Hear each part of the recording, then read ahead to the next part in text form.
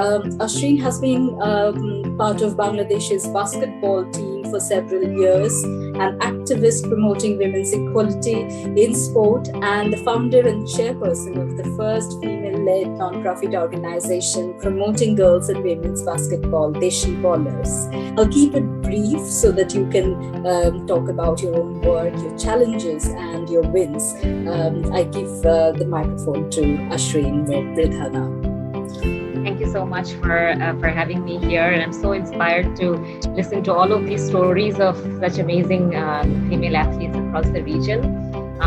As you mentioned, I've played sports all my life. I can't recall a time when I wasn't playing sports. It feels like I was born while playing. Gradually, as I grew up, I transitioned from being a player or an athlete into an activist for women's sports, and I think it comes from the challenges and from the struggles that I've personally faced myself.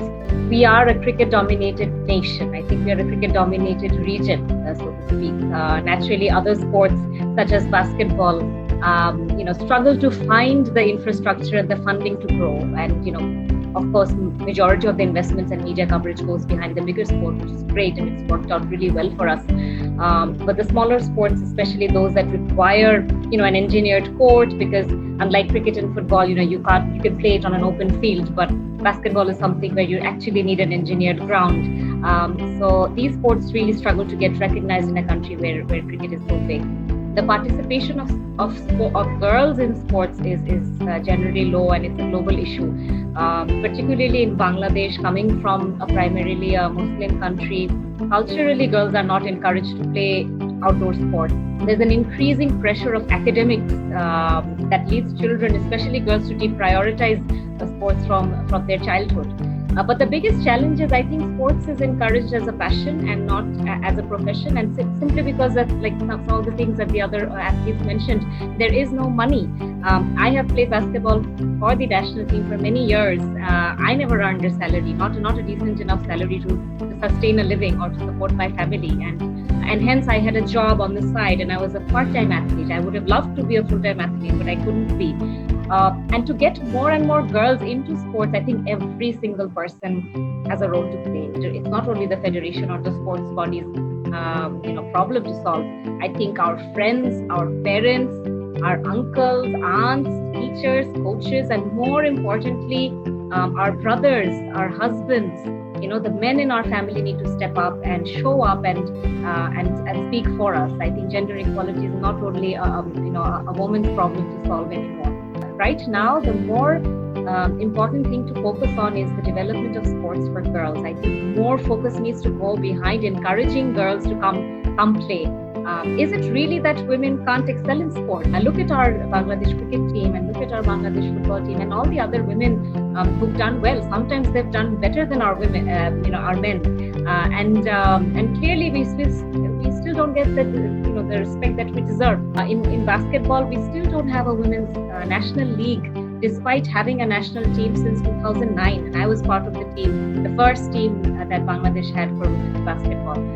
We've never had a female coach, we've never had a female referee, never had a female manager. Why? Why do they always feel that when women cross a certain age and once they get married, they are no longer eligible for sports? So I think the root issue behind all of this comes from the fact that there aren't enough women on the leadership roles.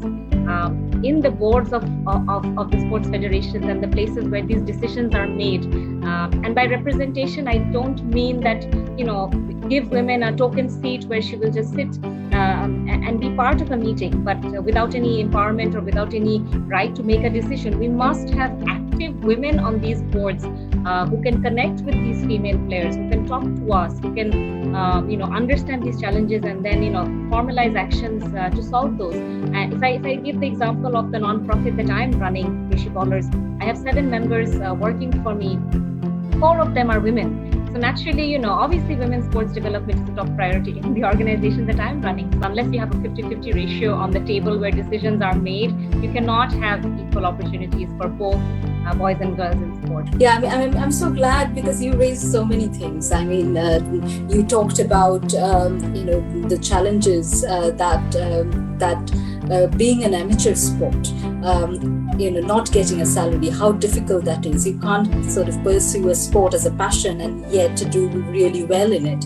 You talked about marriage and how married women are perceived. Once they are married, they are kind of people think that you write them off from the sporting field. So you also talked about leadership roles, which I think is extremely important, because sport is such a hyper masculine sort of culture, and sport has been always so male dominated. The committees, the governing bodies are all male dominated, and only with more and more women penetrating through those sort of spaces, probably we can move towards change. And I'm so glad that you have started your own organization and giving leadership to girls and women in Bangladesh. Ashreen, thank you so much